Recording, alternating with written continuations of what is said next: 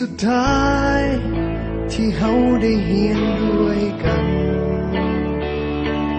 ปีสุดท้ายที่เฮาจะต้องจากกันผ่านการเฮียนผ่านวันเวลาจนทำให้เฮาได้หูจักกัน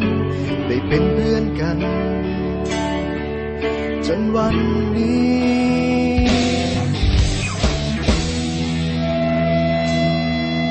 มาถึงม.7 ปี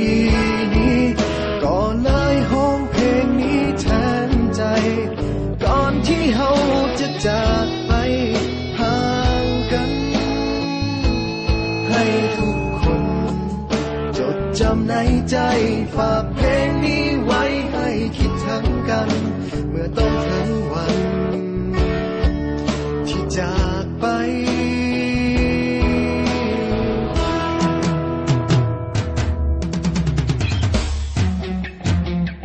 ก็เลยเขียนเพลงนี้ขึ้นมาให้ทุกคนหูไว้ออกมาจากหัวใจของเพื่อนคนนี้ถึงจะอยู่แห่งผลใดยังคิดถึงกันทุกวินาทีจึงขอมอบเพลงนี้แด่เพื่อนทุกคน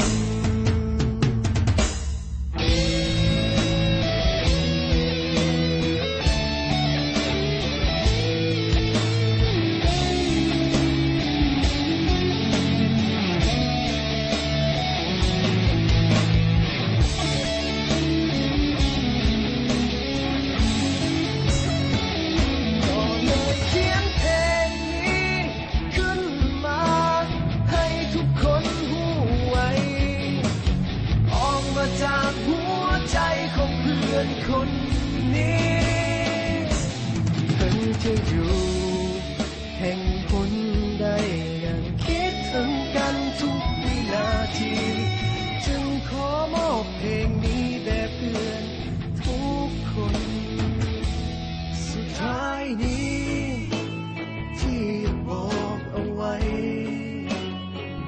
ถึงจะอย่างใดก็ยังมีคำว่าเฮาคำว่าเพื่อนในวันนี้จะบ่มีวันเก่าพวกเฮาม.7 ปีสุดท้ายคำว่าเพื่อนในวันนี้จะบ่มีวันเก่าพวกเฮาม.7 ปี